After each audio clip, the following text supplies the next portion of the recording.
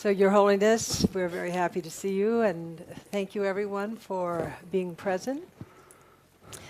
This morning, Elke covered the current psychological understanding of, and also issues of moving from motivation to action, and the challenges that we face as we're in this global and also local dilemma.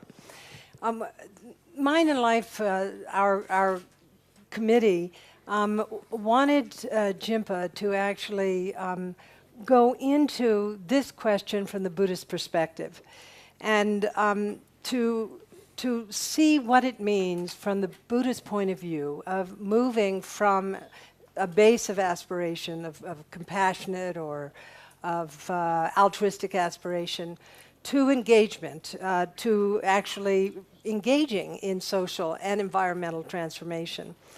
And so Jimpa will cover this topic, and he is going to be, of course, referencing most of his insights from the Nalanda tradition.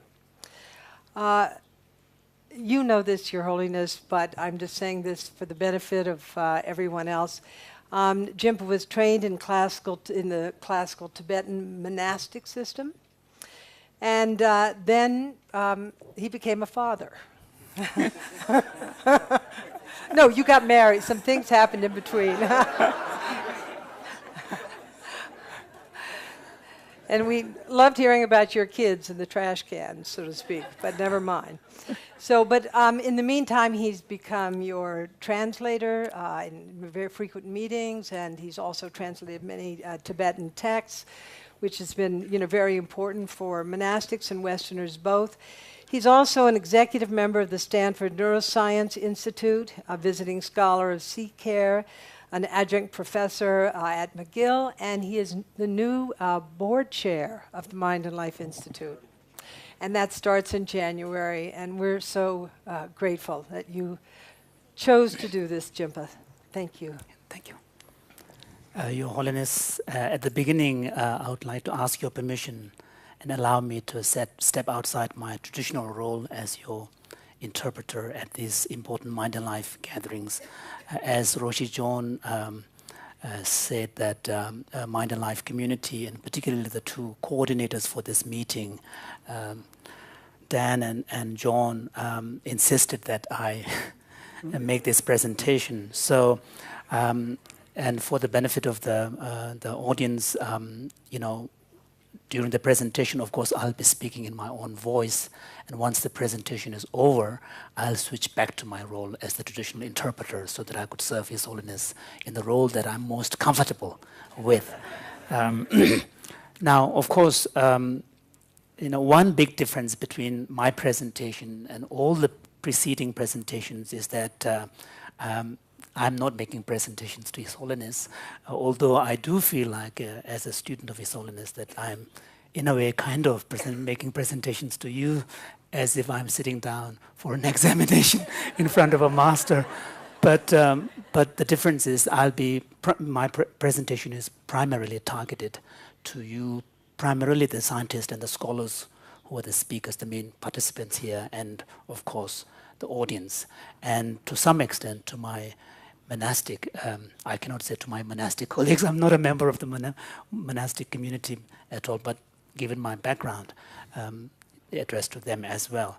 Of course, as Roshi observed in the introductory commentary, this question of how do we move from a set of belief and motivation then to action and to a behavior change at the individual level is a question that, it's not just contemporary Western psychology alone that has thought about it. This is a question that has, to some extent, been thought quite seriously by most of the philosophical traditions and contemplative traditions as well. And particularly in the Buddhist tradition, this has been a major focus of interest. And this is because in Buddhist tradition, right from the beginning, the idea of spiritual liberation has been understood in terms of kind of training, purification of the mind of its toxin aspects, and training of the mind and perfecting the qualities that are naturally present in our mind. So the whole process of that has been conceptualized and even conceptualized in the form of a journey, a spiritual journey, and the term we use is the, traveling on the path. So there was this concept of a journey and traveling on the path, and part of that concept involves inevitably a strong belief in the possibility of change and transformation. So then, if that is the question, basically, according ancient Indian tradition, of course, theistic tradition, non-theistic tradition. Among non-theistic tradition, I think more significant is Jainism and Buddhism. We both, you see, our sort of the our concept is law of causality. So the of suffering, of course, many levels of suffering. Suffering is due to our wrong action. Our wrong action due to wrong motivation. Ultimately, ignorance. So now, in order to overcome suffering, the only thing is remove our ignorance. So now, since the ultimate source of suffering is ignorance, and ultimate source of permanent happiness is ultimately related with wisdom. So both are called mental part. So mind becomes very, very important. And the only way to overcome suffering is training of mind. So thank you, Your Holiness. And so what I would like to do is to begin with the kind of the big proposal of a conceptual framework in which classical Buddhist tradition tries to understand this whole mechanism of change and transformation. And here,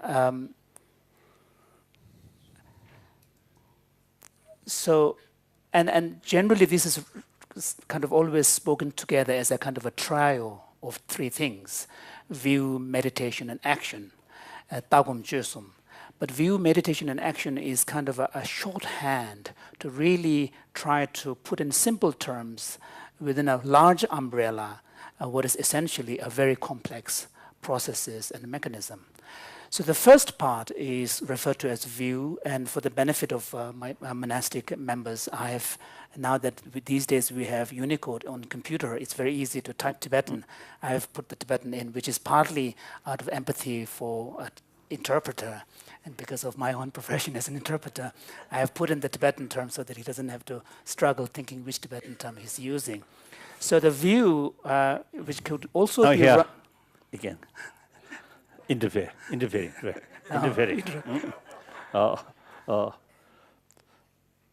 Now mind is the key factor.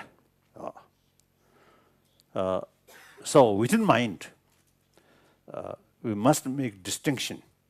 Sensorial level mind and the more thought level. Thought level.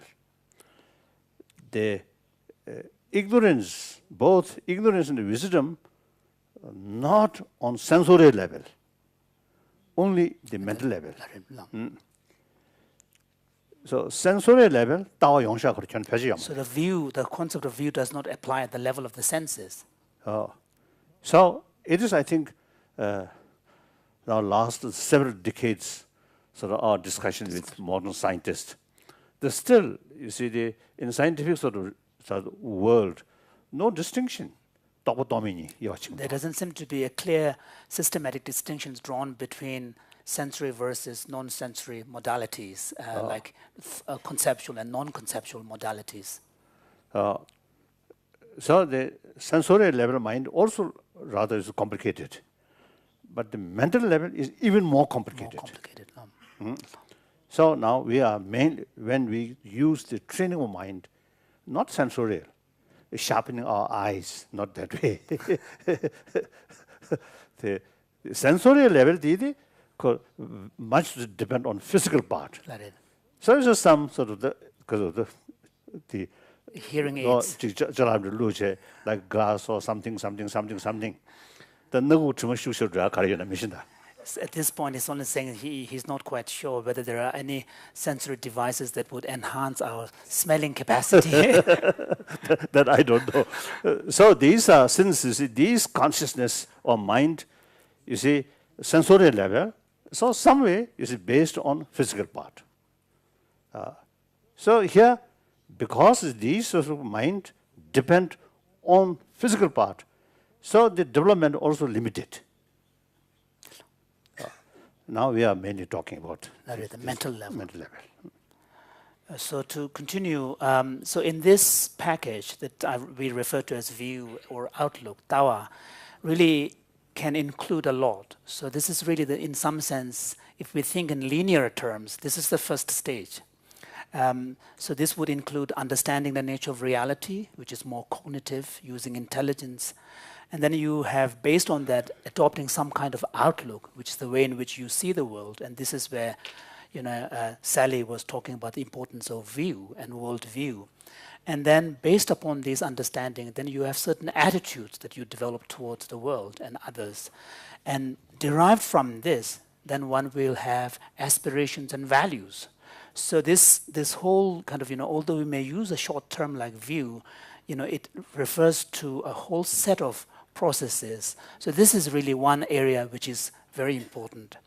The second area, which is very important part of that process, is again referred to in a shorthand like meditation. And of course, when I use the term meditation, I'm using an English term to translate a Sanskrit and a Tibetan term. And the Sanskrit term is bhavana, which has a connotation to become, to cultivate, to make it. Whereas the Tibetan term has the connotation of cultivating familiarity, familiarization. So in plain English, to really kind of be more liberal in the interpretation, this is essentially referring to a process that is directed to habit formation. So through constant way of learning, a particular way of thinking, way of seeing, way of experiencing, you acquire habit. So this can be seen as kind of using computer language. It's like kind of processing. And we could say this is what allows the knowledge at the intellectual level to become internalized, to be integrated through cultivation of both the wisdom component, intelligence, discernment, insight on the one side, and the more effective motivational component like compassion and so on the other.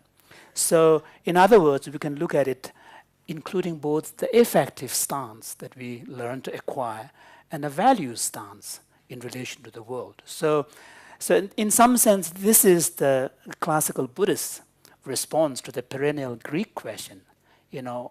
Sally referred to the Greek idea that to know good is to do good. But clearly there have been a lot of problems. Someone may know that smoking is bad for his health, but may continue to smoke. So then the question is, why there is a gulf between the knowing something and not doing it? And classical Buddhist, and maybe Indian tradition on the whole would argue that that knowledge has not been internalized through some kind of cultivation. So knowledge on the intellectual level alone is not good. So this would be the Buddhist response to that question, whereas the Greek, of course, have talked about the weakness of the will, akresia, and so on. Then, ideally, once you have formed this kind of habit through internalization and integration, then the ideal would be to engage in action kind of naturally coming out of that transformed states of mind. So that's why, when Claire talked about ethics, one of the points that I raised was that in some sense, if you look at the Western ethical traditions, the Buddhist approach to ethics is much closer to the spirit of virtues ethics, where the focus is not so much on uncovering rules or particular action per se, but it's more on the development of the character of the individual. So the idea is that people will act naturally, ethically, out of that kind of developed character. So this is very much in line with Buddhist way of thinking, and this is this is a broad conceptual kind of map, which I think, although comes from the Nalanda tradition, but I think it is applicable. I mean, there is nothing specifically religious about this, model, and it may also help, theorists to look at relationship between, intellectual state of knowing and how one can translate that into a specific action. Now, the question is, of course, this is an ideal. Before we internalize and integrate our knowledge and value system into our very being so that we act naturally in the world coming out of it, there is a long period. So then the question is, how do we act on a day-to-day basis when confronted with various ethical challenges, whether it is in relation to environmental issues or whatever. So here I'll be drawing primarily from the writing of a great Nalanda teacher whose influence on the Tibetan tradition is huge, and His Holiness actually referred to this great master Shantideva, whose text, Guide to the Bodhisattva's Way of Life, His Holiness mentioned how he's receiving teachings on that from Kunu Lama Rinpoche really had a radical impact on his own personal thinking. So I'll be drawing primarily from this 8th century Buddhist master. And by the way, I think the Thangka painting of Shantideva is just behind that door. I checked. So I'll be drawing from, he wrote various texts, but 2 texts are hugely influential in the Tibetan tradition, Nalanda tradition. One is the Guide to the Bodhisattva's Way of Life. The other one is called Compendium of Training. So for the benefit of the Tibetan, participants here, I've put in the Tibetan citation. Yes. Long.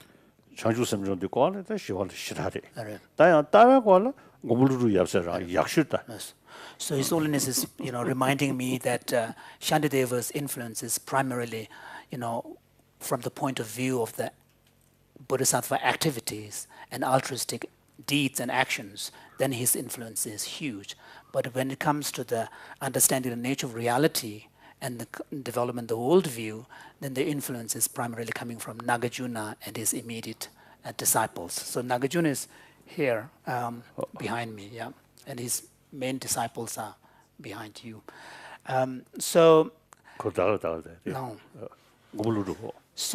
here, and one of the beauty of these Nalanda great masters is that they wrote extensively, and they wrote in prose, which generally tends to be quite large, but they also wrote short verses that would summarize these ideas, and which lend themselves to easy memorizations. So here, of course, so I'll cite this first. This, he's referring to a particular activity.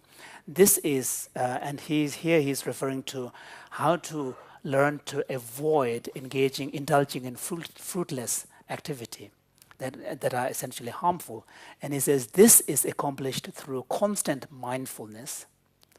And then mindfulness comes from a deep dedication. As for dedication, it arises from knowing the benefits of tranquility and striving for it. So you can already see that there are kind of a causal connections being made between these various mental kind of factors, processes. So what Shantideva is pointing out here is that on a day-to-day basis, the key to really living an ethical life is to really bring to awareness what your value system is and what your aspirations are. And this connects very beautifully with Elger's point that coming from contemporary psychology research, that what is important is to keep the intention active and keep the goals active.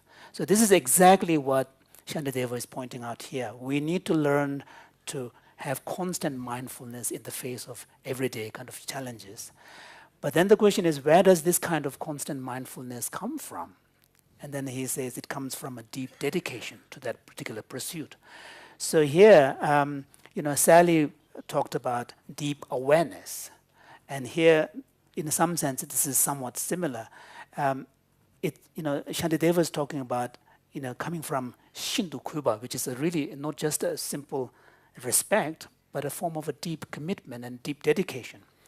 And then the question is, where does that kind of dedication come from? He says, that comes from actually knowing the benefits of that particular pursuit, and particularly in the form of tranquility and peace and happiness and joy that will arise from pursuing a particular line of course of action and then striving for it. And then there is a beautiful passage where he immediately identifies what he means by dedication here.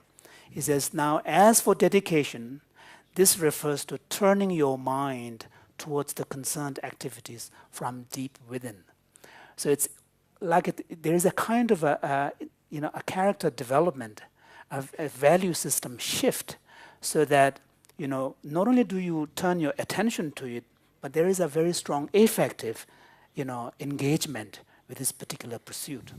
And then he says, it is an antidote. This is an antidote against carelessness and negligence. So this kind of deep dedication is the best antidote to dealing with carelessness and negligence. So then, of course, since bringing to awareness, mindfulness, one's values and aspirations become so important, then is deep dedication the only source of such constant mindfulness? Here I will cite from Shantideva's other text.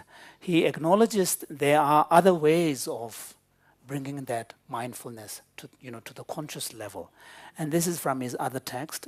And here you can see he says that mindfulness comes easily through, then he lists them, associating with one's spiritual mentor.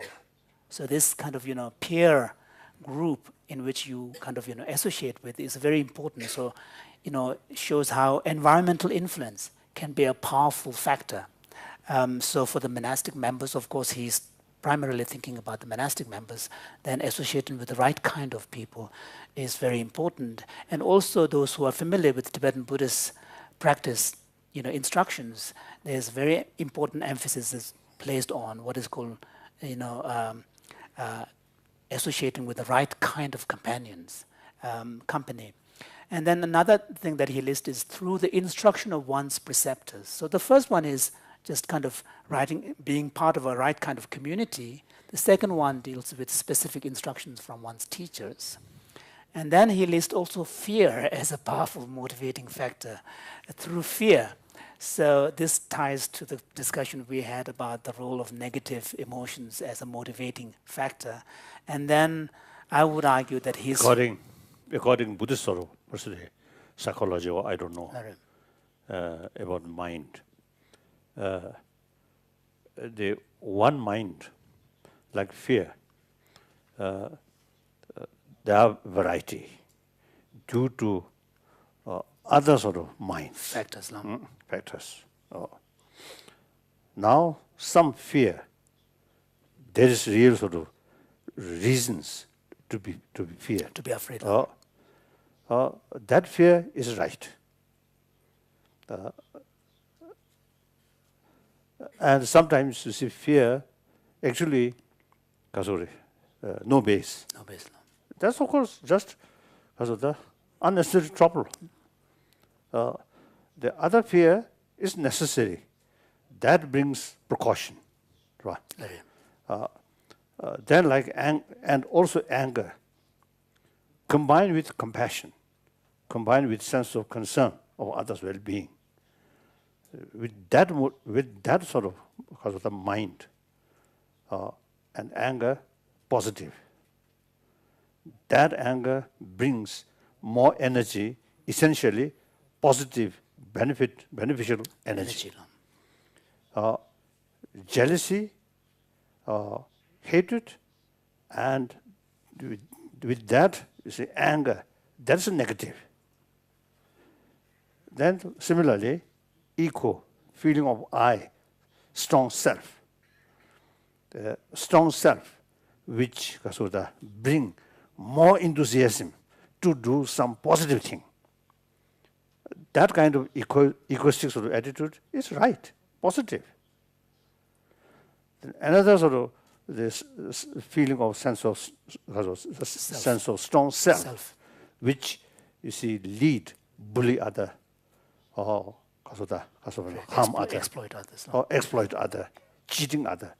that kind of sort of the sense of strong self is negative. So mind still lives in it. Kore ngotong 짠짠 나서 다시 동도가 positive negative side.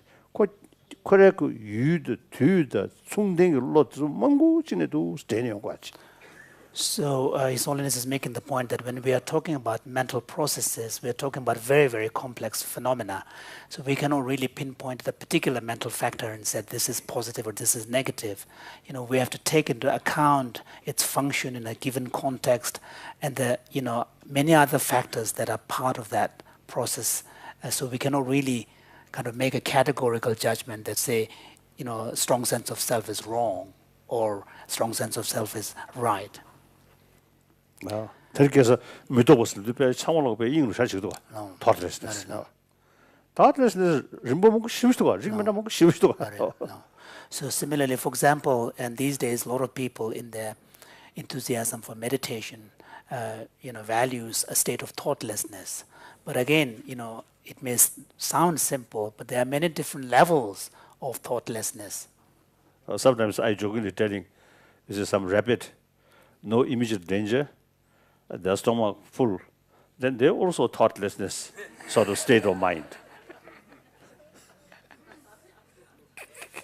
So there are variety. So it is very, very important, you see, to know one thing. We have to look all the different angles. Angles. Otherwise, you see, there are 되게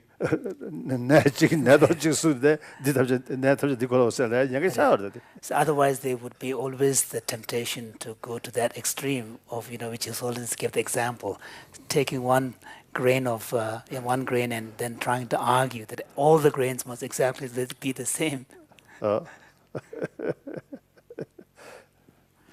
So, of course, Shantideva acknowledges that fear can be an important motivating factor. And then finally he lists, and which I would argue is his favored kind of, you know, source of mindfulness, which is then he says, to the fortunate who are dedicated. So he refers to the people who have deep dedication to be the fortunate ones, because in them mindfulness will arise quite easily. So what we see here is a kind of, you know, of course I'm being very, very crude in my kind of, you know, presentation of the complex mental processes, but I think I personally find this kind of delineation and unpacking of this process from belief and knowledge to actual action, you know, at least in my own personal life, very beneficial. Now, of course, we all know, and Elke pointed that out particularly very, very powerfully, that human beings are very, very complex beings with all sorts of competing, you know, values and mental processes operating at the same time. And also, together with that, there are also many other, you know, factors that are very part of our psychology, one of which is the basic laziness. You know, Elke actually gave an interesting example of how one can turn that laziness into a kind of an opportunity. But laziness has been a major question for the Buddhist, you know, psychologists like Shantideva and others. And so one thing that I thought I could share with the scientists and the philosophers and contemplative scholars here is a particular kind of classical Indian Buddhist take on how to deal with the problem of laziness. And first of all, and this kind of idea originally comes, not originally, but more systematically developed in Asanga and his brother Vasubandhu's writings. They are 4th century great Indian Nalanda masters. And both of them, interestingly, come from the Peshawar region, which is modern-day Pakistan. So in the classical Buddhist psychology, we unpack laziness into various components or aspects. You have laziness in the form of just simple procrastination. I'll do it tomorrow, I'll do it tomorrow. And this is probably one of the most common one that we are all familiar with. And, you know, of course, I know from my own personal experience, this is something that is a close friend to all of us. And then the other one, the second one, is a very interesting concept. And normally we won't associate this with a kind of a laziness. And this is referred to as habitual indulgence in contrary behavior. So, and we wouldn't normally see this as kind of a laziness in contemporary psychology, but it is, you can see that as a form of laziness because it's a kind of avoidance. It's a form of laziness in the form of avoidance. And then finally, the other important laziness is, is being discouraged. And sometimes this form of laziness is referred to as dañila nieba, means kind of almost like kind of insulting oneself, an insult to oneself. So this is where kind of, lack of confidence and, kind of really having a much lower esteem to one's own capacity. So this is also seen as a laziness because it prevents us from acting out. And then the remedies or the antidotes that these great Buddhist masters suggest to counter them, one of them is teba, is shraddha, but it's a very complex term which often is translated as faith, but probably the faith is the wrong word here. It is admiration, it is confidence, it is trust. It has both cognitive as well as affective dimension. So we will use this as, I have teba in my teacher, which is not a cognitive sense. It's like kind of a sense of entrustment. I entrust myself to the guidance of my teacher. So that's one important factor. The second one is aspiration, that you would want to have, strong aspiration. And third is effort.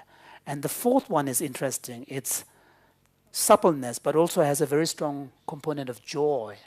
And this concept of joy as a counterforce to laziness, joy as a motivating factor, is a very important concept that runs through the writings of many great Indian Buddhist masters, including the great Nalanda masters.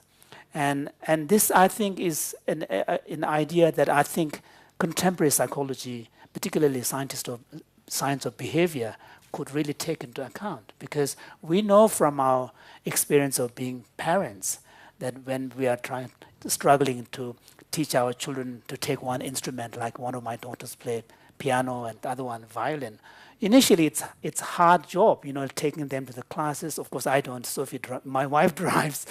And then, we would want them to take one sport.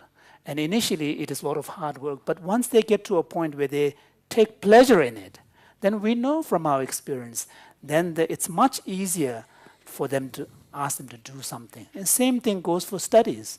If a child takes joy in study, then it's much easier for that child to really do the homework and stuff. So the joy has clearly an important role to play. But joy need not necessarily be, and here we talked about the power of positive emotions associated with, pursuit and ideas. But here we should not confine our concept of joy in a very simple terms, because people can learn to take joy in something that may be hard, but because of the value system. So the athletes take great joy, in what they do because they value winning. They value that particular thing that they do. And it's this value, the strong value that you accord on a particular pursuit when you accomplish something. You have a deep sense of joy. And those kind of sense of joy is really cultivated sense of joy. But once you have the value incorporated into your being and your aspirations are so strong, then the joy comes through the pursuit. And I think this is an important insight coming from the classical Indian Buddhist and Tibetan tradition that we need to look seriously into, and which could have implications in the way in which we design things, curriculum, and so on for children. And His Holiness talked about, potential benefits of adapting, Tibetan monastic debate style. And the reason why this is that you can see, if you can observe monks debating, one of the important, interesting, immediate observation is that it's very joyful. People are laughing, it's very physical, it's animated, and so you can see how... Not always. Not always. Sometimes, even you see the one Debaters. No. Debaters. May lose temper. That's true. So, so finally, I'll just summarize what I have said here in this kind of crude, you know, my own training is in humanities, philosophy, and religion, and we're not used to using PowerPoints with nice charts and stuff. So I'm Oh, slowly learning yeah. how to use this. And so to sum up, the insights coming from the Nalanda Indian and Buddhist tradition, we see these are the kind of steps. So you begin with awareness, and His Holiness always emphasizes awareness. But awareness has to be deep, and that kind of awareness comes from weighing the pros and cons, cost-benefit analysis. So initially, the role of cognition and intelligence and discernment plays a very important role. And then based on that awareness, then you learn to admire it. You learn to, once you have admiration, then you will aspire it. And on the basis of aspiration, then you learn to develop confidence and deep dedication that we spoke about, which will then lead to more effort and joy and enthusiasm on your part, which will then allow you to make that pursuit and goal and intention active in your mind, and which hopefully will then lead to action. So Elke talked about how we use different mechanisms to move from, motivation to action. Sometimes rules are more effective, and Buddhist tradition would acknowledge that because although the importance of discernment and insight and intelligence is so crucial in this kind of process, but when it comes to dealing with the life on a day-to-day basis, the ideal is always to be able to respond immediately by being able to bring to mind whatever your value and what your aspirations are. So I would argue that the role of intelligence and insight and wisdom seems to be very crucial in the cultivation of those kind of values and how we see ourselves, what kind of things we value. And here there are important implications for teaching those kind of values very early in children. His Holiness gave the example of how Tibetan children instinctively avoid stepping on bugs. That's a culturally acquired value. And once you have internalized that value, then the behavior comes very naturally. I mean, Tibetans would immediately cringe when someone steps on a bug. I mean, so this is a culturally acquired value. So once you have internalized the value, so before you internalize for grown-ups, I think it is, of course, the role of intelligence and discernment and weighing the pros and cons become very important. But later on, when confronted with actual ethical dilemma, when there are competing values, in a given situation, then again the role of intelligence and wisdom become very, very crucial because we have no way of adjudicating. But in most of our lives, ideal scenario would be to be able to draw from our value system and aspirations and act naturally in the best possible way to a given situation. And these are things which I think I have personally found very beneficial.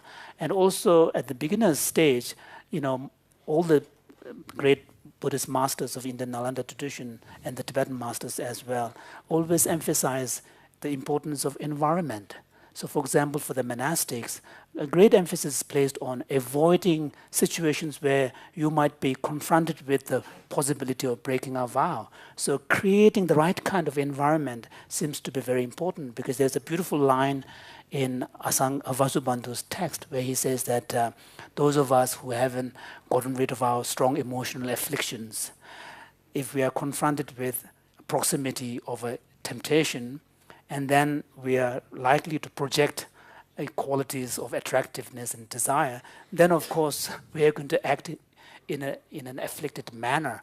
So these kind of insights suggest that there's a role both for the individual to take measures to transform his or her mind, but also to seek some kind of environmental changes so that the person is protected from finding himself or herself in a situation one would act in a negative manner. And here, I mean, we talked about voluntary simplicity or voluntary poverty. And one thing that people in the West, in the consumerist culture, where I've been living for almost 20 years now, is that they people tend to look at simplicity always in negative terms of lacking something, depriving of something. But actually, simplicity frees you.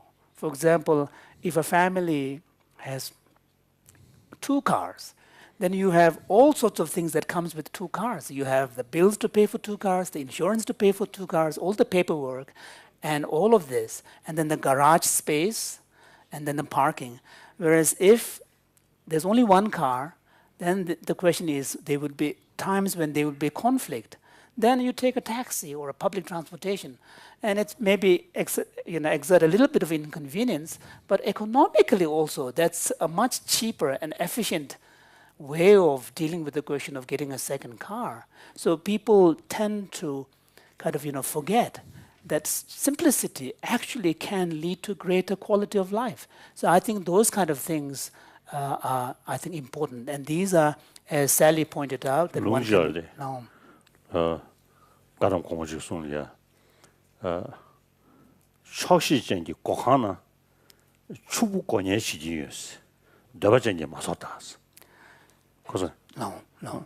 So there is actually, His Holiness was reminding me that there is a beautiful line from one of the Kadamba masters. He says that in the room or in the home of a person who is contented, a truly rich person is sleeping, and that's mentally very rich, contented, very happy, so very peacefully, restful. And then he says that, but the greedy does not recognize this. So sometimes some my close friend, some businessmen, I usually teaching them, you are slave of money. Always running. One time I was in Moscow. So one Russian who helped my the accommodation university. Host. So he told me he have to go to San Francisco or Los Angeles. I think 16, 18 hours from Moscow flight. And remain there 2-3 hours, and then return. Difficult. For money, you see, they sacrifice this kind of hardship. So it's very true what this Kadamba master said. So to summarize, my main point is that looking at the insights coming from the contemporary psychology, science of behavior, and also from the Buddhist psychology, clearly there are, it's not kind of, there are stages in the mental processes that goes from knowing to action, where people can take more proactive approaches to really kind of transform their, value system and aspiration. And on the level of each individual, and they can also, each of us can really make a difference, and which was a theme that has been constantly coming up in this meeting. Thank you.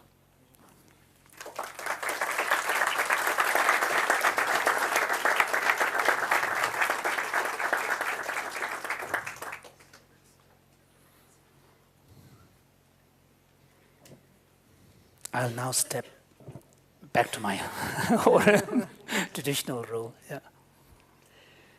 So we'd love to hear any comments.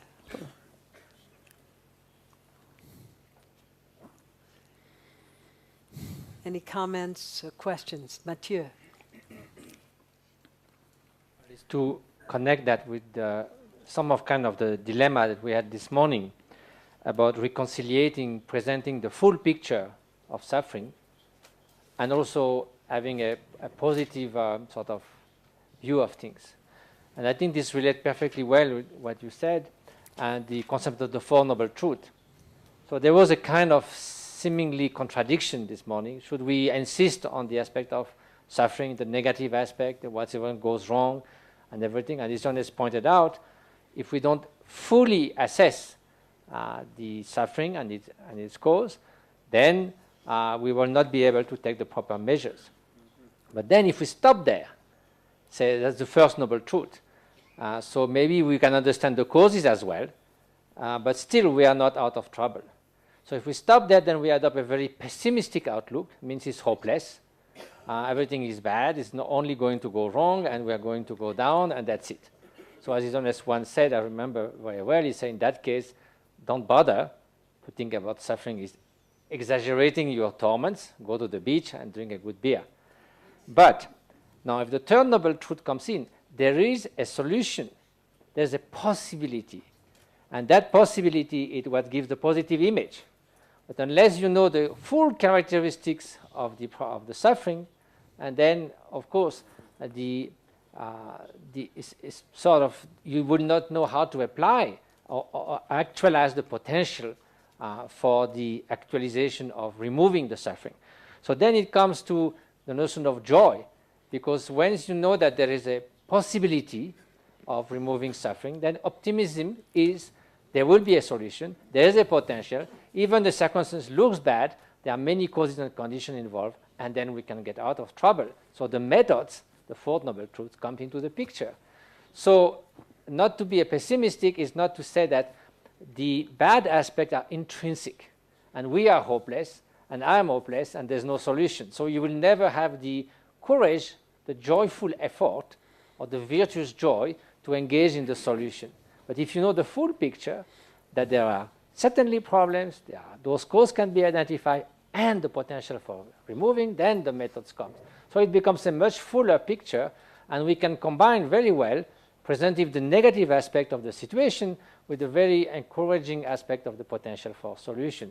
So that sort of integrates also the Four Noble Truths. Yeah, that's great. Thank you, Mathieu. That was very, very cogent, helpful. Elke, I wonder if you have some reflections. We would really appreciate hearing your perspective on what Jimpa was addressing. What resonates or doesn't resonate?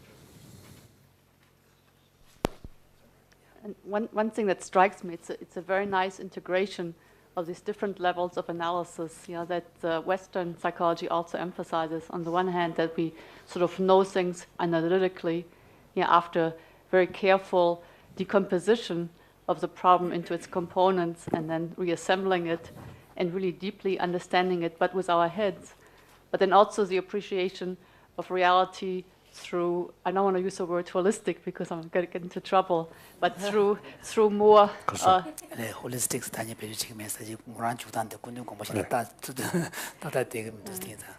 but through more, less analytic and maybe more association and more affect-based processes.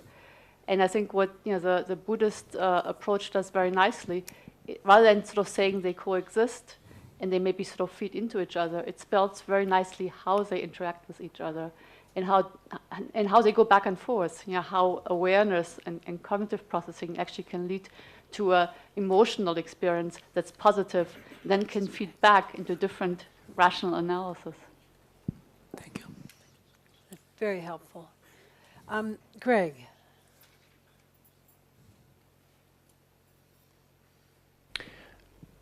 I'd just like to share that we've heard several times today, His Holiness this morning emphasized that there are 3 levels of understanding: hearing, critical reflection, and experience. And then again this afternoon we've learned that there are these 2 levels of mind, sensory level and then the deeper mental level. And I think I'm realizing that the term awareness, at least I've been translating much too shallowly. It's something about your full being is aware. And I'm just asking myself, I don't have the answer, but I'm asking myself how in the field that we work in, really I'm echoing you, but I'm saying I feel a challenge to our field. We tend to just convey the information at the surface level. It's an eco label that says this is a green product, or it's a computer that says this is 22 kilograms. But we're missing the 2 levels. And so I'm just going to be asking myself, how can we communicate over time?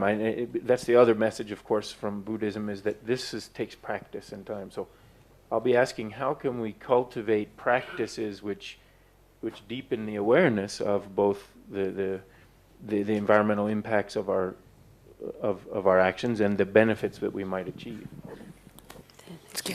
들으셔 고난도 다르데 다 나온주 그 송다한테 군두가 남보다 게 프레젠테이션 때 예배가비야 지 누조베 내가 지다 장부 퇴중간이야 샤셰베 소리지 두스다는 디 군두가 스티간 삼중다는 공중스 용어 게 가면 남두가 다 디네주디 퇴중간 마샤바제 추 삼중다 진용어가 밥에 답시를 가려나 스페나다 고유된 데버 유버디기디 고란신의 삼당고에게 시르부 차샤스들라 I think our friends here, you see, you all, most cases, you see,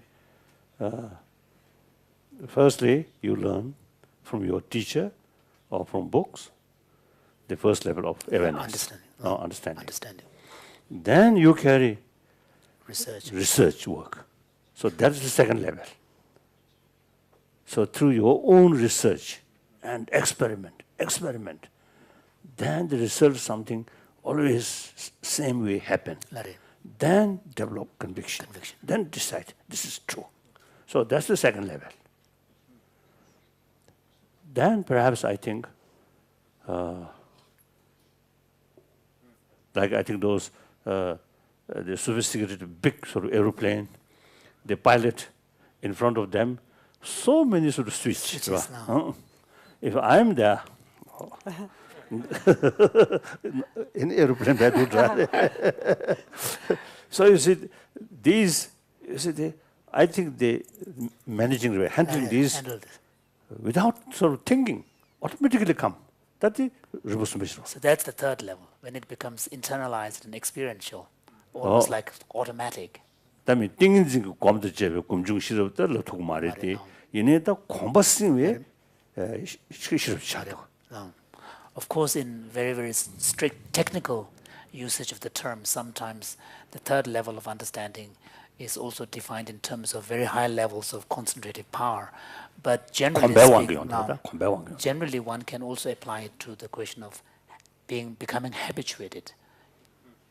So the Kurang country shwe tere cheta samtang go yati the melba ta puku mishinda so le te chebe ka be tan de tyung kan ma do phalawe shir ji ta ji kurang zo homework den da temang so loss any gigeng ma t-shirt de ka so re ba ta daksar ma so da ne da di ji gendu tishu das ta tilawo. So, Greg, if I understood your question correctly, you were thinking more in terms of how to communicate that with others, not just at the first level, but at the second and third.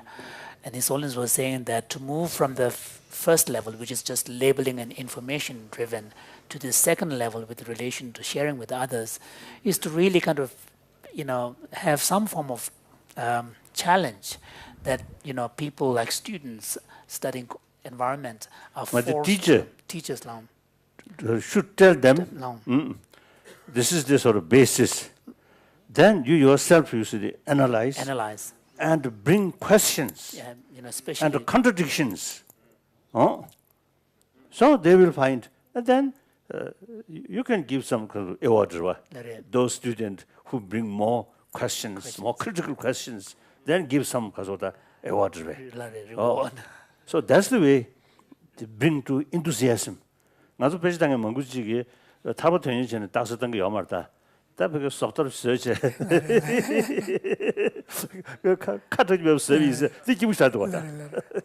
So it's saying that even in the monastic debating environment, it's not always the case that the person who's so dedicated to debating is being motivated by higher ideals like seeking liberation, but rather to really put someone on the spot.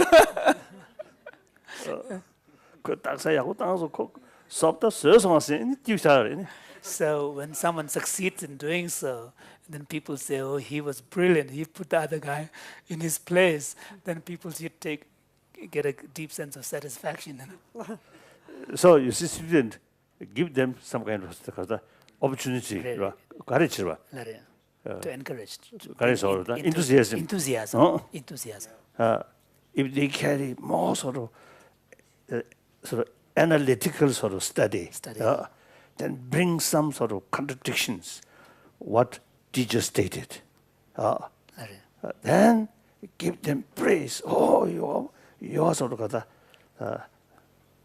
I myself also, you see, when I was very young, you see, my tutor always very, very reserved. Reserved. I think some of you already know. When I initial level, when I study, my teacher always keep one whip. I usually say, how Joe is it? Joe, or I mean, telling that whip, yellow, color yellow whip. So suppose the student, Dalai Lama, holy Lama, holy student. So whips also should be holy. So yellow whip. But I know, if they holy yellow whip use, I know, you see, no differences, holy pain or ordinary pain. So out of fear, I carry my study. But that sort of effort not come from within. But then later, gradually, later, you see, my teacher praised, oh, your mind is very sharp. Oh, your memory is very good. And your ability of analyze things, very good. Then I get more enthusiasm.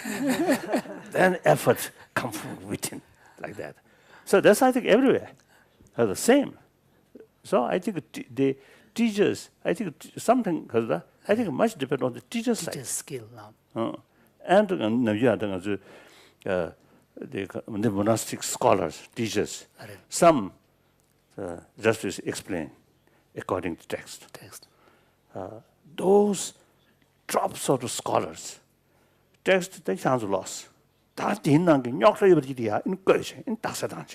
So even in the monasteries, you see different styles of teaching. Some teachers generally tend to explain the text word by word, but some more skilled instructors, they would say the text you can read, but then he picks out the problem, the more difficult, points from the text, and then he debates with them and analyzes them and problematizes them.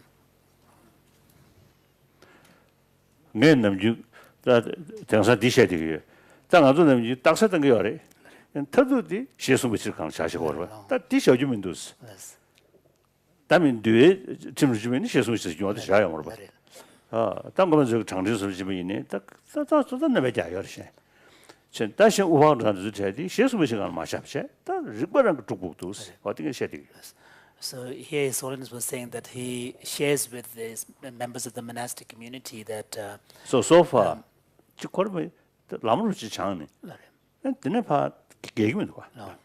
So even though the kind of the debating tradition is supposed to emphasize one's personal understanding and the debating techniques and reasoning, but there is of course a custom to generally always cite important authorities and try not to go beyond the boundaries of these important thinkers. So His Holiness has expressed the wish that on particular subjects like middle way philosophy or epistemology and other topics where it's relevant, we should move away from this general practice and cite less the authority of great thinkers of the past, but more really pursue the line of inquiry, critical inquiry.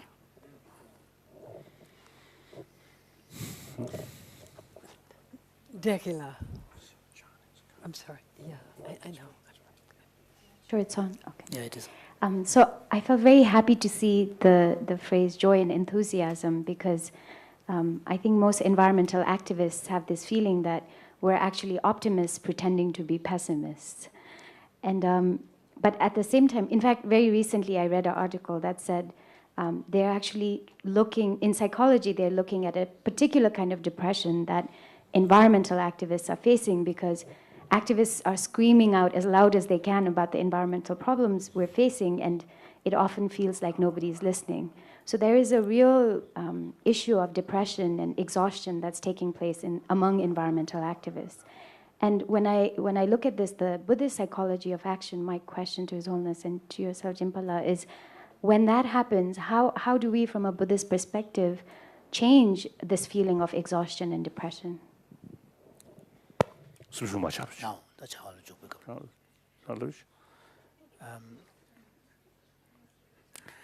I think from the Buddhist point of view, one thing that I would say is that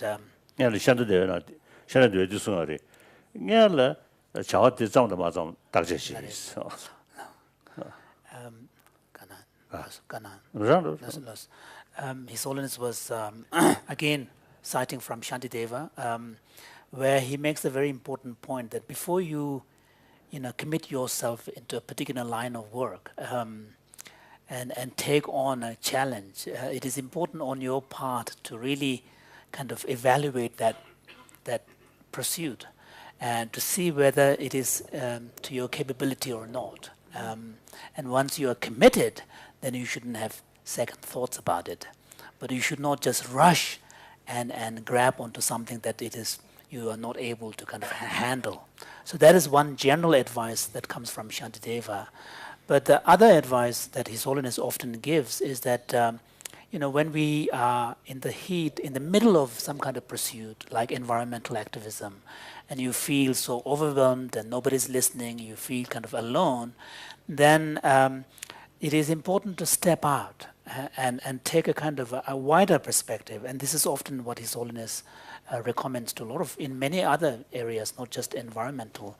Because sometimes what happens is that when you look at a particular issue so close up, you don't see the wider picture, the context, the wider context in which this particular event or problem has a role.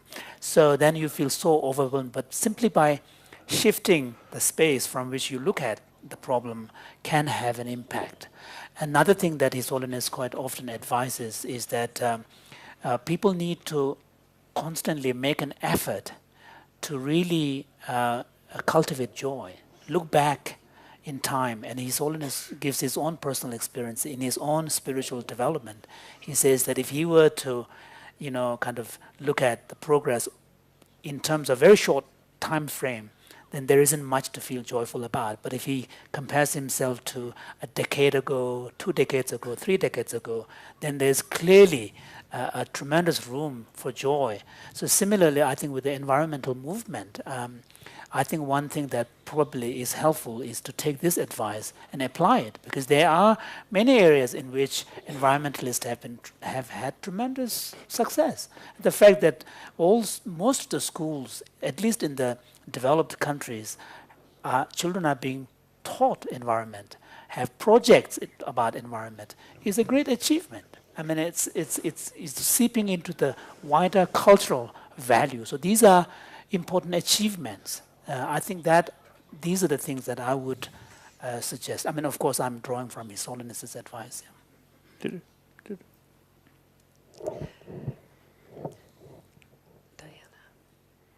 Diana.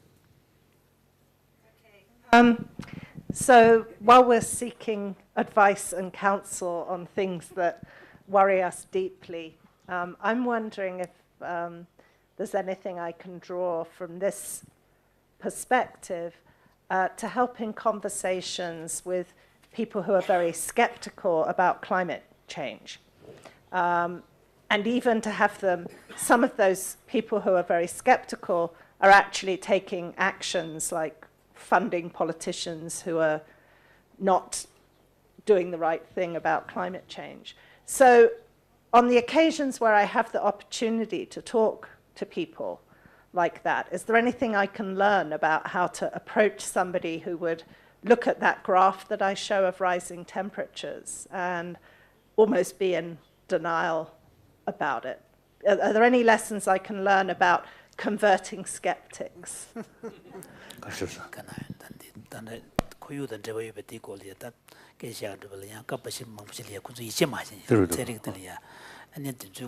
Chita iche mache ba samdo maase ba iche mache ba tigi ya chabsi pale shukin teje di tone ya siju le jon du korwa ta zuri le ya lo ju wa ta ya tapshir si khare na snang pe ngoi ne sulap che lenje 쉽게 나라 딩도아 가다 더 잡지도 좀들이 가다 로빙기 로마 경주디 자다 로메비게 감도 메바도 뒤네 지나시도아 뒤로 용면도 지잖아 밀기지다 밀기시도 His Holiness citing from a second century or maybe second century classical Indian text authored by this master here, Aryadeva, who's a student of Nagarjuna. Chief, main student. Principal student of Senior Nagarjuna. student. In his text called 400 Stanzas on the Middle Way, he talks about the skillful ways, means that are necessary on the part of the teachers when he or she is communicating certain ideas or points to a student. And one important point he raises is to take into account the sensibilities and mental disposition of the listener, the student. So adapting your message to the sensibility and mentality of the other person is a very important lesson one can learn. Yeah. My own little experience, when we talk with someone, there may be some different views and disagreement. First, I consider because of that another human being. On the human being level, no differences. I want happy life. He or she also want happy life. And make closer Connection. Right from beginning, your profession, their profession, something different, and a different nationality, different faith, or different races. From that position, talk. Sometimes unnecessary sort of barrier may be there. So how to Remove. make use how to Remove the barrier. that develop some kind of closeness feeling with that person as a human being. We both want same goal, happy life. Now, how to achieve that? This is my view, your view. Same aim, same human being. Then the other side, automatically, you see, develop some kind of kasota attitude, more desire to find some closer, making common effort. The right from the beginning is to talk on the basis of sort of differences. Then that person may love difference, and from the difference of the positive, A defensive standpoint. defensive stand, then offensive. That's no use. That's better not talk.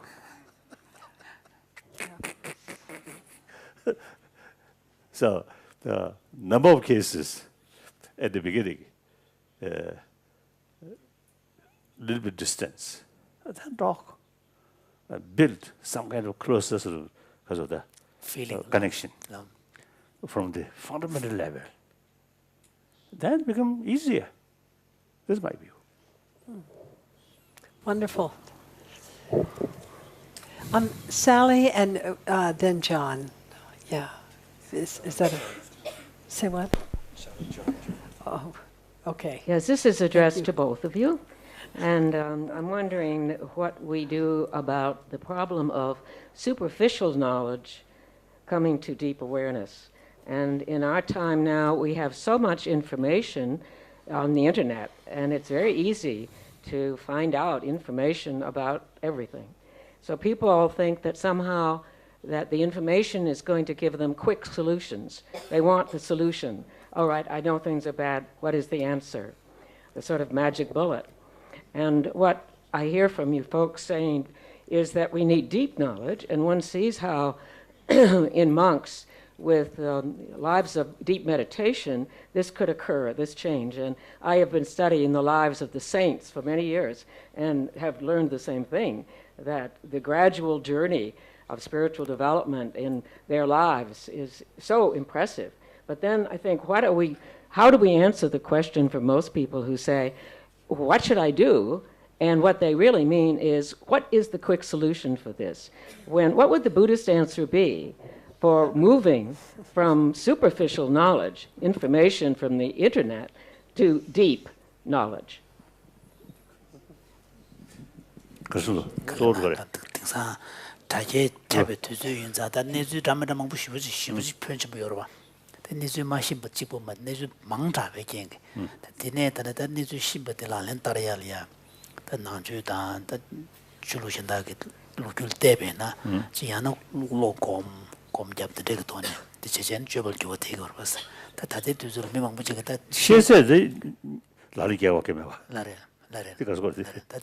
답시를 가려나서 좀 대부지게 돈은 다가나 시제담에 망부시 비가 요주가라 피네소 직 렌제 좀 대부지게 돈을 날린다야 답시 가려나서 라지로다 Holiness 그래서 막 그래서 되고 미 그래서 하고 있어 시야도 시기도 시기도 뒤들 알게 하게 바로 So Holiness is saying that the internet are the information 뒤들 알게 하게 바로 I mean, first of all, not all informations are necessarily something that we would want to put into practice. And then he, suggested that I try to respond. Looking at this question, I mean, it is a serious question and challenge for those of us who live in the on a constant information age, with multiple emails that are coming on a daily basis, and also with the Google and all of this just super highway of information, general kind of attitude in the West, and I would expect it to be shared by the Eastern societies as well, is that the idea, other than the of course authoritarian societies, is that the more information is the better. But we do know that more information need not necessarily be better in the sense, because we become paralyzed. And the question is, how do we, find a way of dealing with this? And here again, I would go back to the great Nalanda masters and really kind of ask the fundamental question: what kind of value system do we want? And once you have sorted that out, and of course within that you would have certain priorities. And then, based on that value system, you would have certain aspirations in life, and immediate or long term. And then when you are confronted with this deluge of information, you will have a kind of a very shorthand way of sorting them out. That's relevant, that's not relevant, and you may want to indulge in certain reading for the sake of enjoyment, but for your own practical application, you will have a kind of a mechanism to sort those out, and once you internalize that mechanism, then it becomes fairly, quick. So I think that is what I would, suggest from taking from the Nalanda masters' insights. Yeah. John, and then Jonathan. I think that there might even be something in your presentation, Chimpala, that might speak to this, Your Holiness, and it's actually part of the question that I wanted to ask. Which is, you have a term in there to describe the function of mindfulness or jampa or smriti, which is a kedusupa, that it blocks this kedusupa, which I can't remember the Sanskrit right now, but that you translated as carelessness.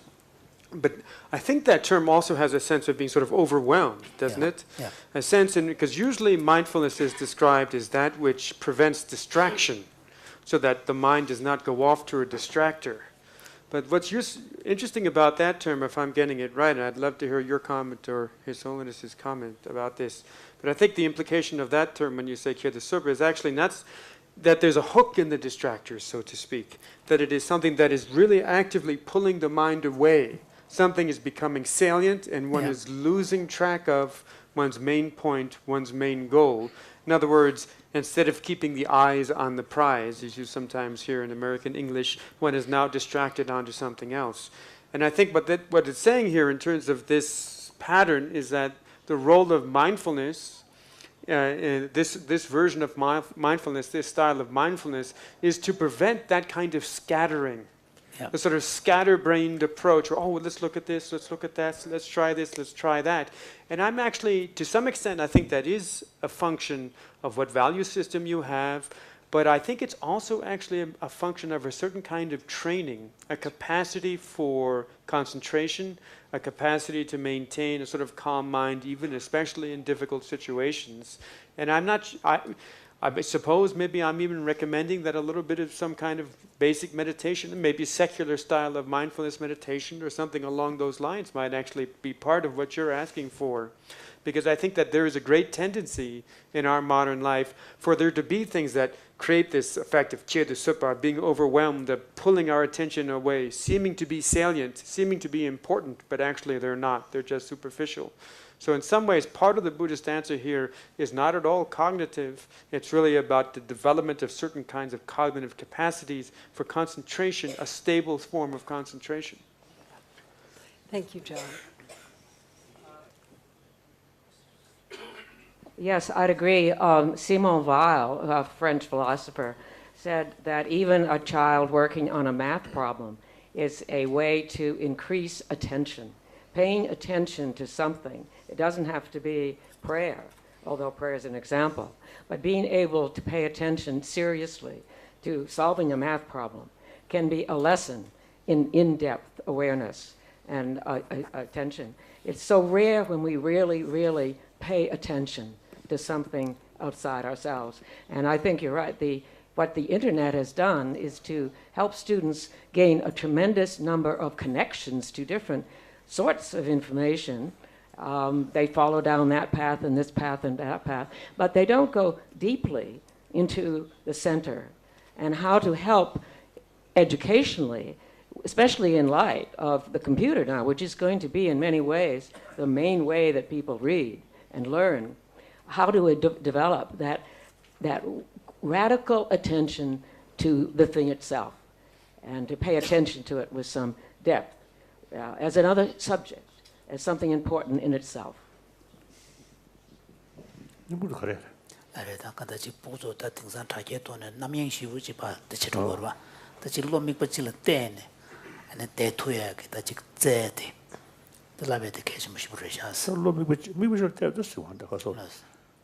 다가다 가소리 저전 지가 저전 지가 그 자월 지가야 그 14스 나 14스 딘내 가르쳐서 다 뒷강에 되기도 슬람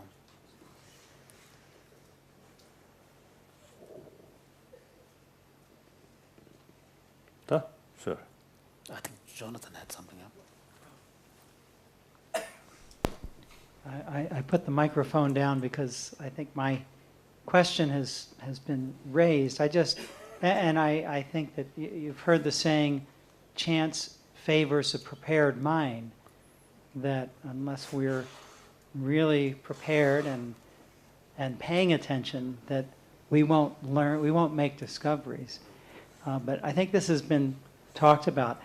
The only other issue I was going to raise is based on that. I wonder about the awareness. You first need to be mindful so that you can become aware. You need to be awake and so you can learn things. But I also wanted to ask you, you brought up smoking. And of course, when I think about smoking, people can't just decide to quit because they're addicted. Sure. And so many of our behaviors are addictions. People argue that we are addicted to oil and that everything around our lives is this addiction to, it's based on oil. So how do you deal with these extra challenges of addictive behavior?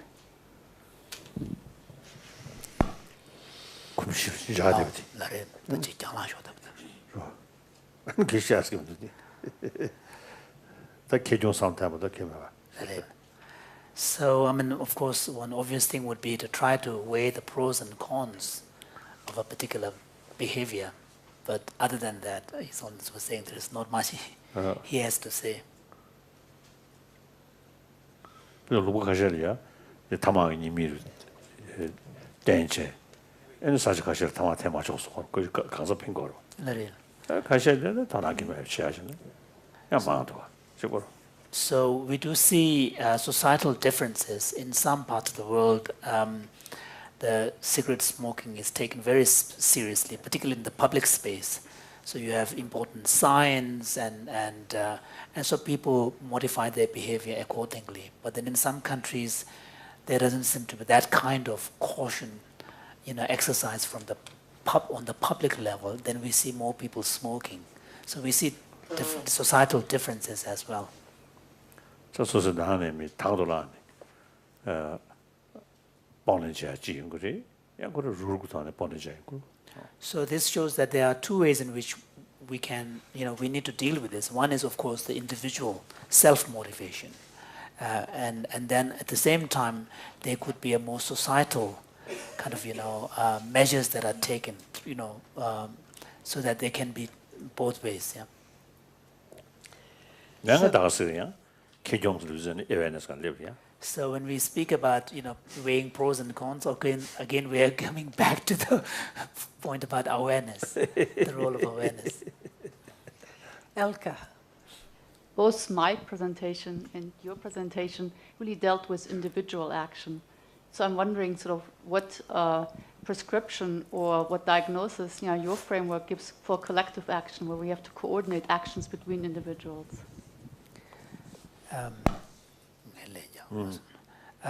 Yes, it's very true. And generally, if you look at psychology, whether it is contemporary Western psychology or classical Buddhist psychology, generally they tend to be kind of, from the perspective of an individual.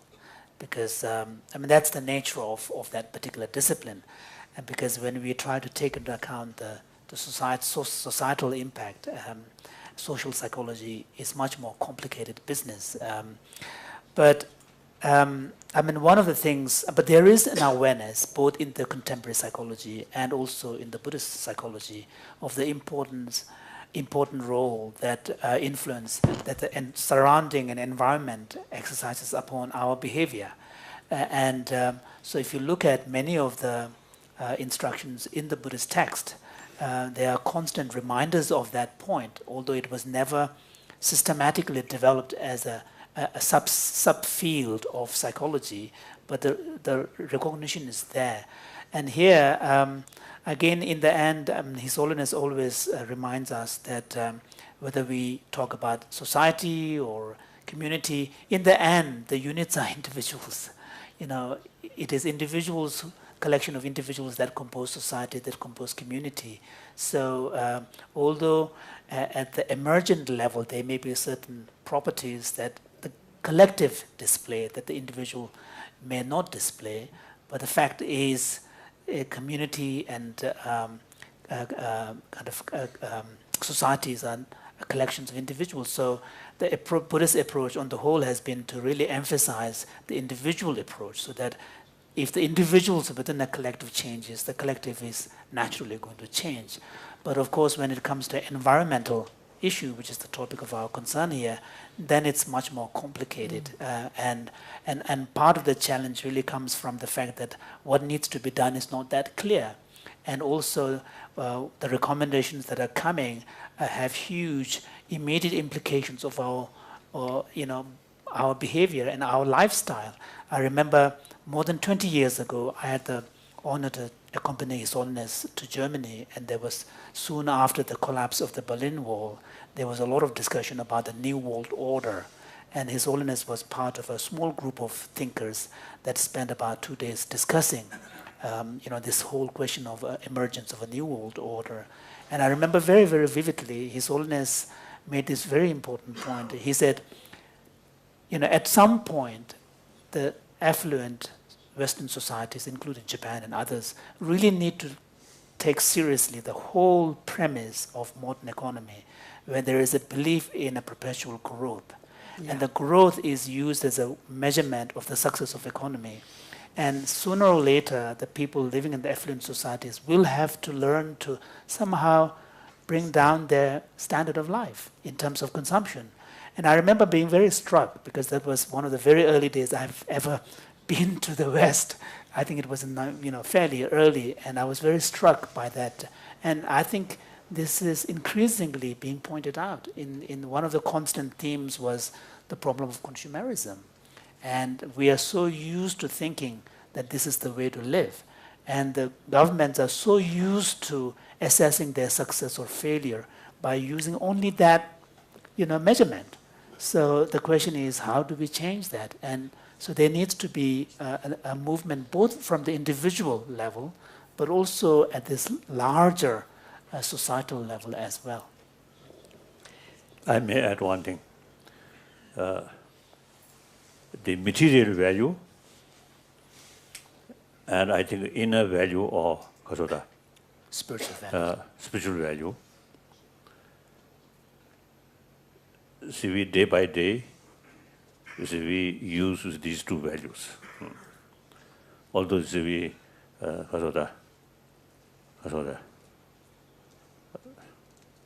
I think most people not knowing fully about this inner value, but as I mentioned yesterday, just restful.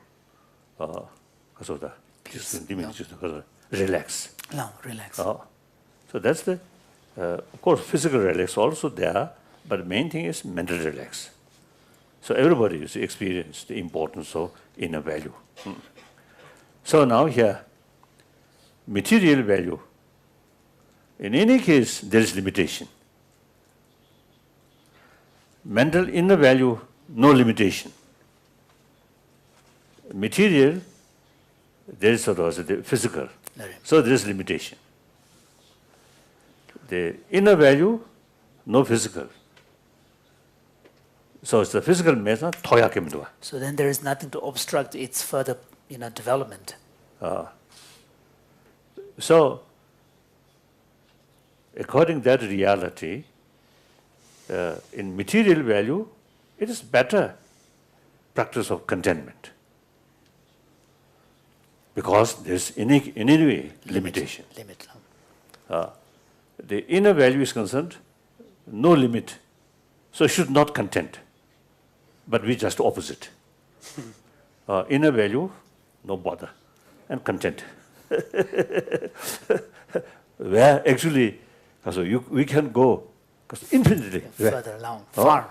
Far. But the material value, in any case, there is limitation. We always want more. Again, this lack of awareness. So, a question that I just want to bring out, has to do with the lack of contentment of probably everybody in this entire room with regards to what's happening to our Earth and to human beings on our Earth and all of the living systems. That lack of contentment, I think, is, at least from the perspective of some of us, is really essential. It has to do with addressing the truth of suffering, the first noble truth that Mathieu was referring to. What about the mandate? Is there a mandate within Buddhism to engage directly in social and environmental transformation? To actually, become proactive, to deal with the psychosocial and the political issues directly? Or are we, taking another approach?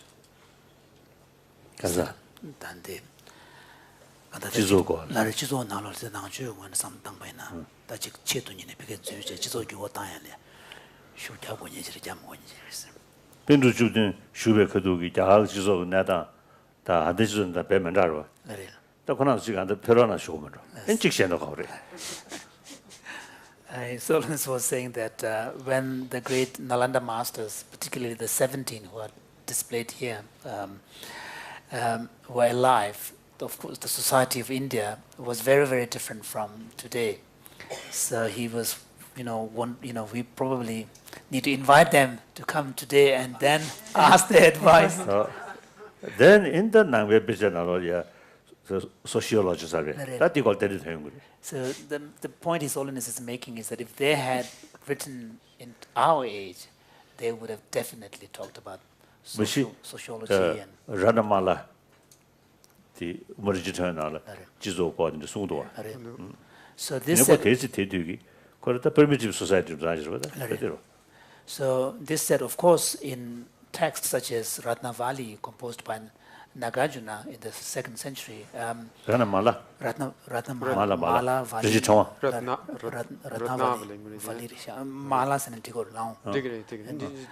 Ratnamala, which is composed by Nagarjuna as a letter to a king, has very explicit sections dealing with the king's social responsibilities to his subjects. Of course, His Holiness was saying that we do have to take into account that he was writing at a time where the social structures were very different, and one could also say more primitive. So Ashoka.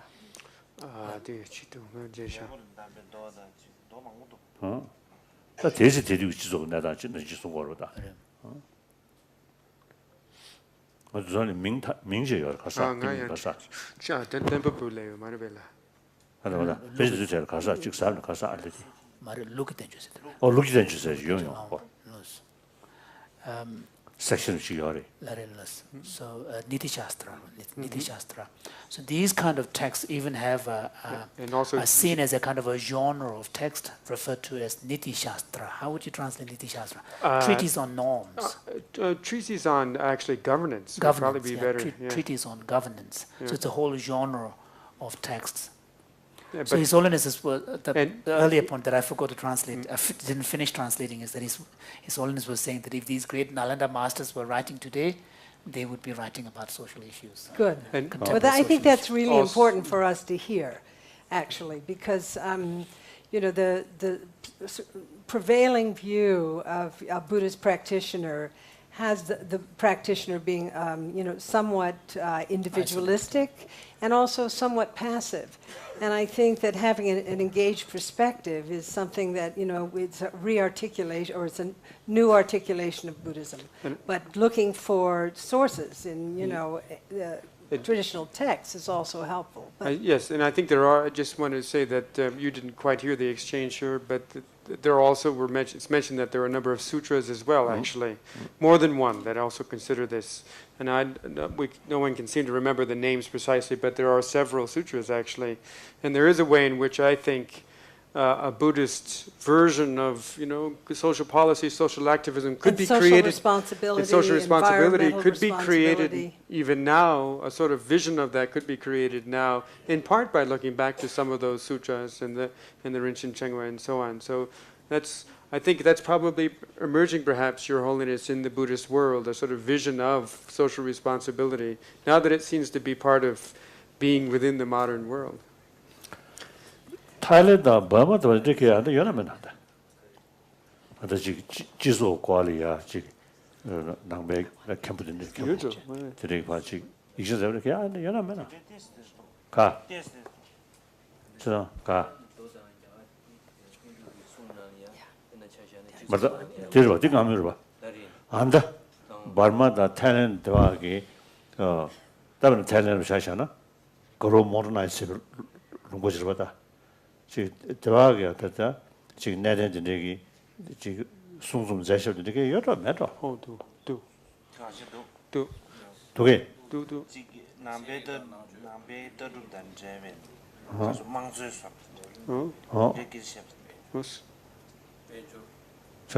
Yes, one heard Buddhist economy, said Ka.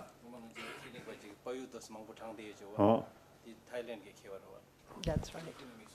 And also Sabardoya. His Holiness is asking the monastic colleagues that in other Buddhist countries such as Burma and Thailand, because Thailand is quite well developed, were there monastic members who have attempted to write treatises dealing with contemporary issues and social issues.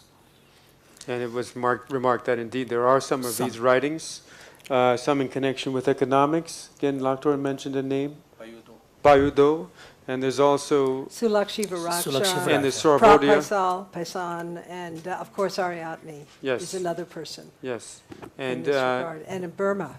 And in Burma as well. There's what's known as the Sarvodaya, the uplift movement that has been very active in this way. No, Sri Lanka. In this is in Sri Lanka. Sri Lanka, yes, yeah. Ariadne. Oh, right, yes. So there are some. It's interesting that in the modern Buddhist world, some of this movement has begun. And of course, Thich Nhat Hanh, we're forgetting.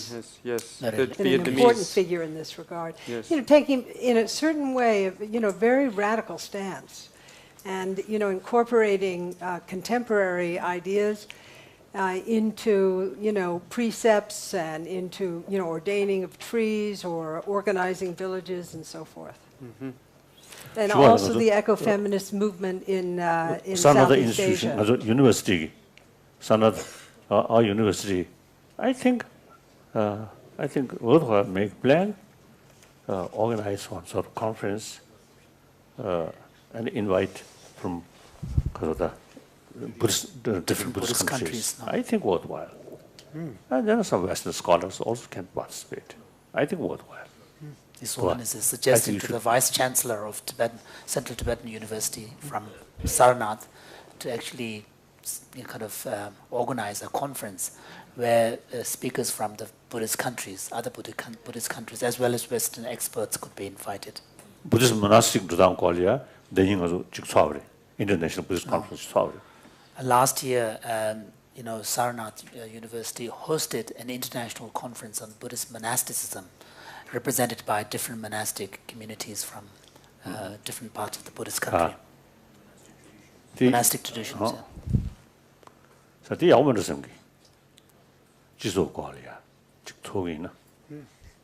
So His Holiness feels something like that would be very beneficial to talk about social responsibility and how do Buddhist communities understand them.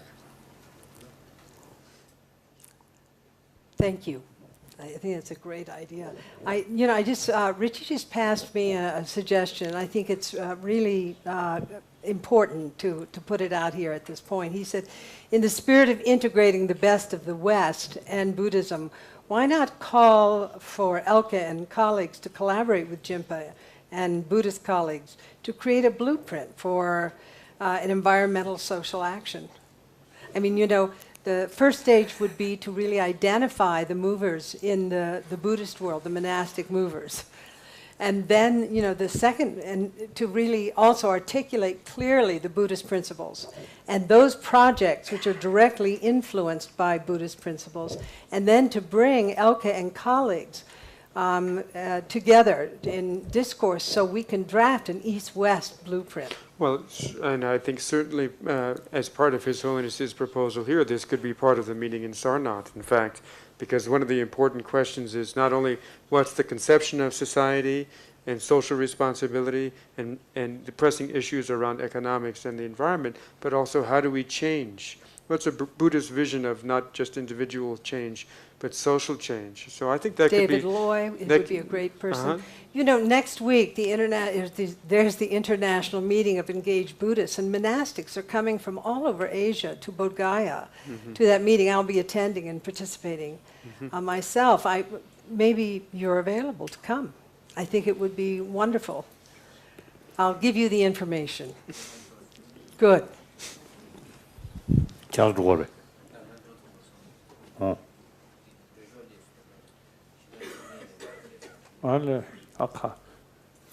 What's the legal marriage?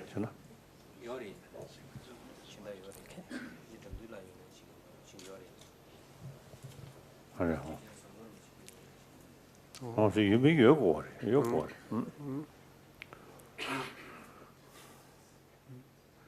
So then I'm using it. Buddhism said it. Right from the beginning. And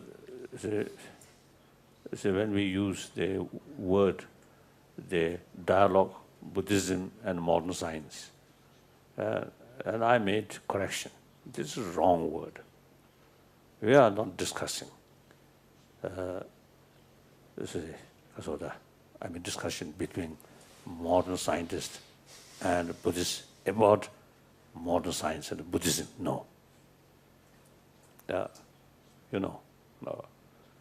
So in Buddhism, like this, is a lot of explanation about mind, and also not as detailed as Western sort of Presentation. Physicist, A physicist. about particle. Although it's the explanation about particle also there. So that we can consider as a science, which mentioned in Buddhist literature, but it's not Buddhism, just science. So mind, we are not talking positive, negative. It's just, what is that? What's the reality of mind or emotion, these things? So that consider as a science. Then, on the basis of the reality, things are momentarily changing, and things are interdependent. So on the basis of that reality, Buddhist concept of impermanence, Buddhist concept of emptiness, absence of independent existence, these come on the basis of Buddhist science. But these Buddhist philosophy, Buddhist views, so the second is the group. Category. First category, science. Second category, philosophy. The third category, now on the basis of reality, certain concepts develop. On the basis of that, then they practice to achieve salvation. That's the Buddhism now. We never discuss with scientists about next life or rebirth. I will never seek advice from scientists about my next reincarnation.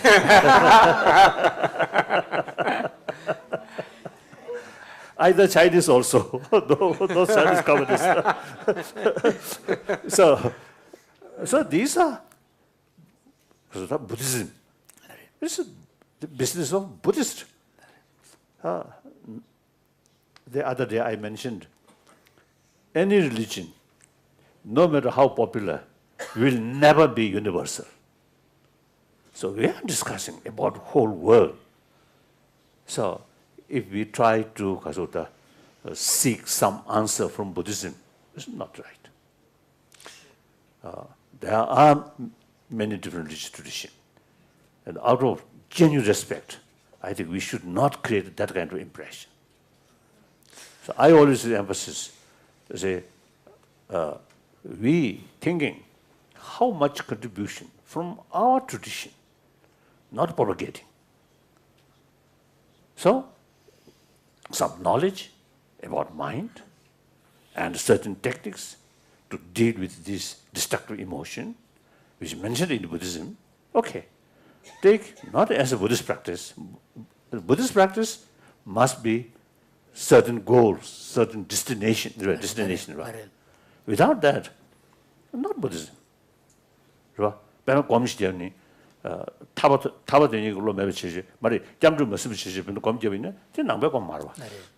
For example, to give an example of someone meditating, if the meditation, samatha. Like a cultivation of concentration, if it is not motivated by the aspiration to seek liberation, then of course you cannot call that a Buddhist meditation. Not motivated, not preceded by or rooted in taking refuge in the three jewels, then that practice cannot be described as a Buddhist practice. So that kind of practice with the aim,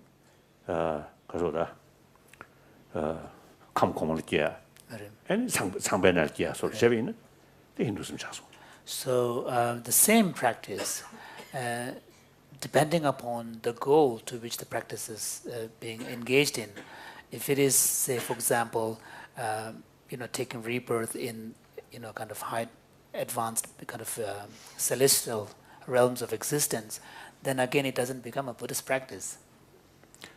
Many years ago, I heard the Soviet KGB, some small program, is a cultivate Ngshi. So trying to explore if people can cultivate kind of clairvoyance. Yeah. For their spy work. So neither Hinduism, Buddhism, but simply, you see, a practice of meditation.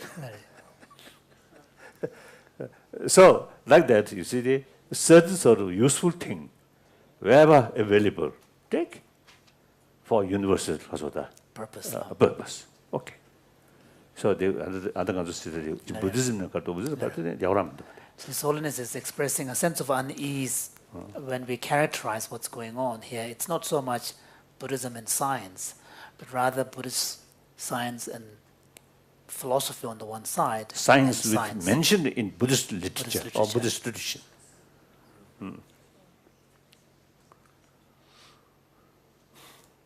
So, John? Well, if there's time, I would ask one question to Your Holiness, which is, I've heard you say this before about the relationship between Buddhist science and Buddhist philosophy, and I think it's a very useful way to understand our dialogue. But I do think sometimes, I wonder, a couple of things, Your Holiness, that if you could comment on them before we end. When we think of the idea, for example, the philosophical idea of interdependence, it seems actually to have a very important relationship to how we do science. And it took Western science quite a long time to come to the point of view where interdependence is the nature of reality. Now, I'm wondering whether that's because there wasn't a philosophical tradition in Europe that really strongly upheld the notion of interdependence. Whereas if there were great physicists in the Buddhist world, perhaps that kind of a notion of an interdependent reality would have come up earlier. So perhaps part of what I'm asking Your Holiness is what you see the role of philosophy and ideas around interdependence in the dialogue with scientists might play. Do these play an important role in changing the way we do science?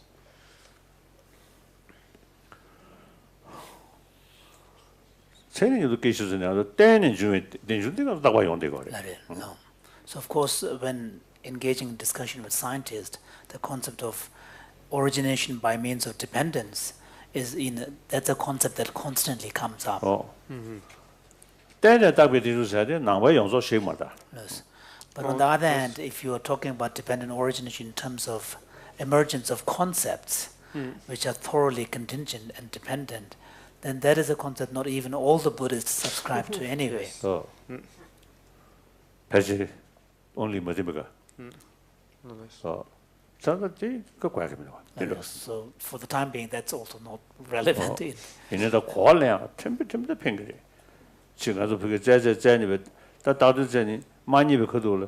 Quantum physics,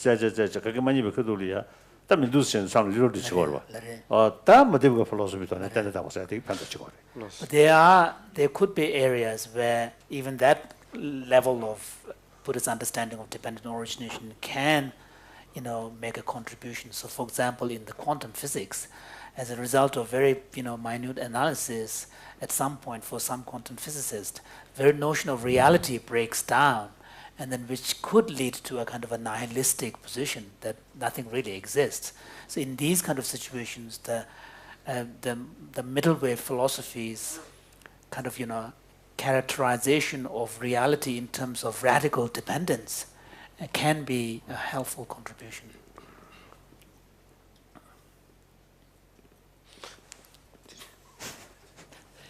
Thank you, Your Holiness. Thank you so much.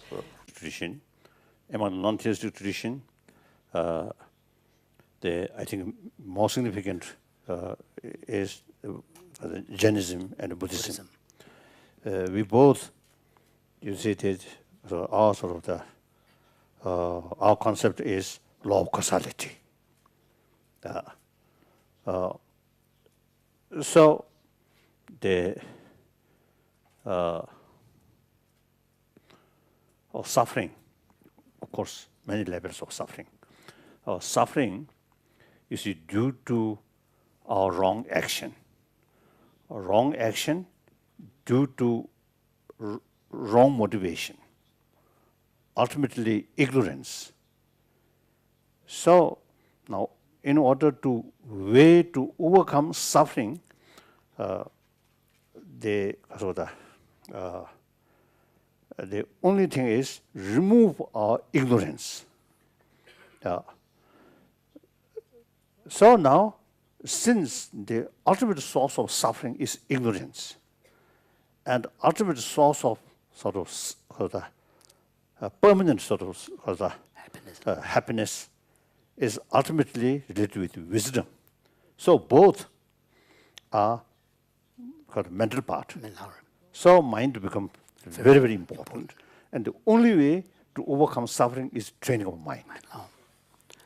So thank you, Your Holiness. And so what I would like to do is to begin with the kind of the big proposal of a conceptual framework in which classical Buddhist tradition tries to understand this whole mechanism of change and transformation. And here,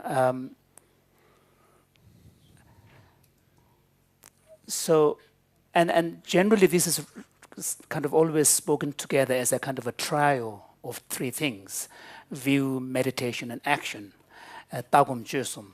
But view, meditation, and action is kind of a shorthand to really try to put in simple terms within a large umbrella what is essentially a very complex processes and mechanism. So the first part is referred to as view, and for the benefit of my monastic members, I have, now that these days we have Unicode on computer, it's very easy to type Tibetan. I have put the Tibetan in, which is partly out of empathy for an interpreter, and because of my own profession as an interpreter, I have put in the Tibetan term so that he doesn't have to struggle thinking which Tibetan term he's using.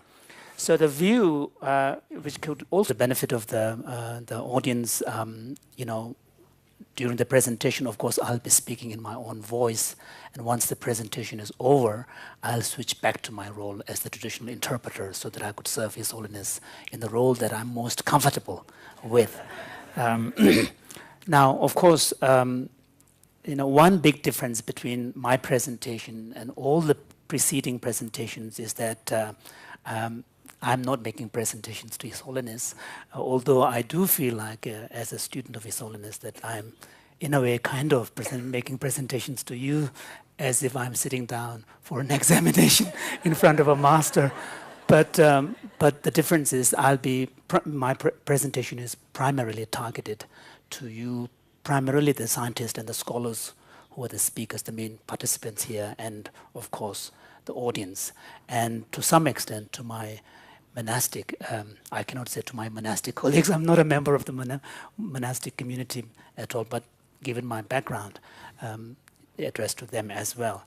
Of course, as Roshi observed in the introductory commentary, this question of how do we move from a set of belief and motivation then to action and to a behavior change at the individual level is a question that, it's not just contemporary Western psychology alone that has thought about it. This is a question that has, to some extent, been thought quite seriously by most of the philosophical traditions and contemplative traditions as well.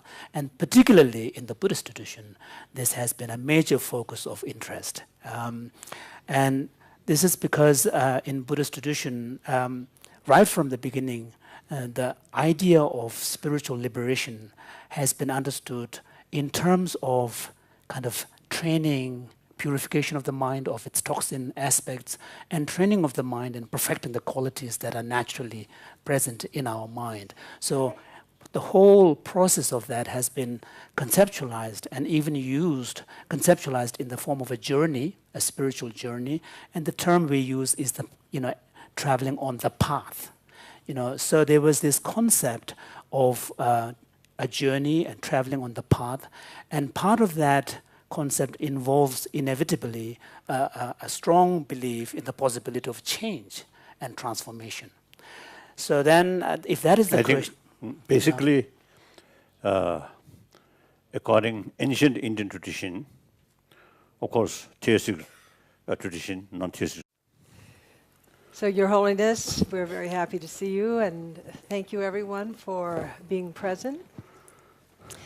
This morning, Elke covered the current psychological understanding of, and also issues of moving from motivation to action and the challenges that we face as we're in this global and also local dilemma. Mind and Life, our committee, wanted Jimpa to actually go into this question from the Buddhist perspective and to see what it means from the Buddhist point of view of moving from a base of aspiration, of compassionate or of altruistic aspiration, to engagement, to actually engaging in social and environmental transformation. And so Jimpa will cover this topic, and he is going to be, of course, referencing most of his insights from the Nalanda tradition. You know this, Your Holiness, but I'm just saying this for the benefit of everyone else. Jimpa was trained in the classical Tibetan monastic system, and then he became a father. No, you got married. Some things happened in between. And we loved hearing about your kids in the trash can, so to speak, but never mind. So, but in the meantime, he's become your translator in very frequent meetings, and he's also translated many Tibetan texts, which has been, very important for monastics and Westerners both. He's also an executive member of the Stanford Neuroscience Institute, a visiting scholar of sea care, an adjunct professor at McGill, and he is the new board chair of the Mind and Life Institute.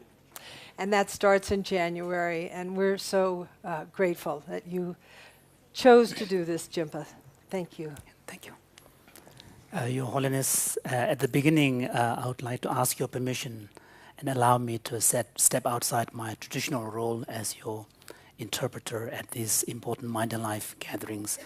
As Roshi John said, that Mind and Life community, and particularly the two coordinators for this meeting, Dan and John, insisted that I make this presentation. So, and for on that, adopting some kind of outlook, which is the way in which you see the world, and this is where, Sally was talking about the importance of view and worldview.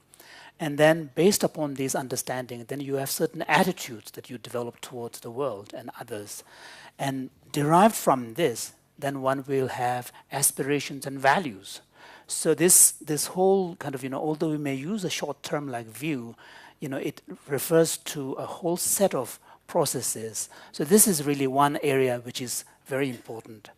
The second area, which is very important part of that process, is again referred to in a shorthand like meditation. And of course, when I use the term meditation, I'm using an English term to translate a Sanskrit and a Tibetan term. And the Sanskrit term is bhavana, which has a connotation to become, to cultivate, to make it. Whereas the Tibetan term has the connotation of cultivating familiarity, familiarization.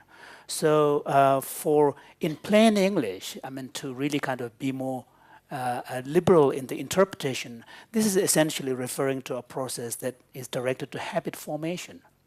So, so through constant way of learning, a particular way of thinking, way of seeing, way of experiencing, you acquire habit.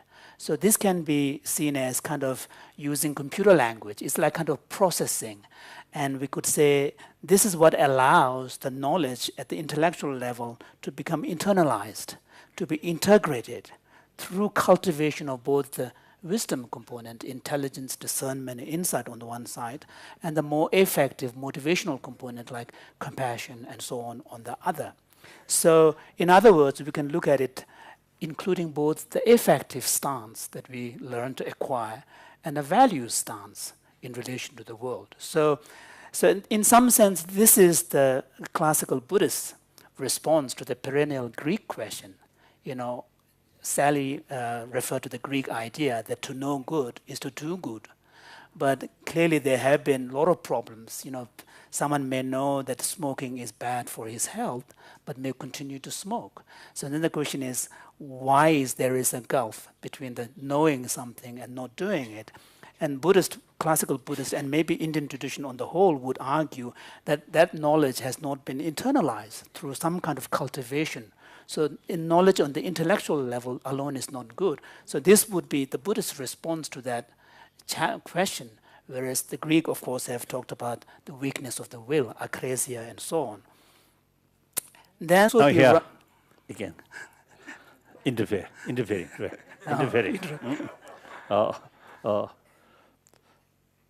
Now mind is the key factor.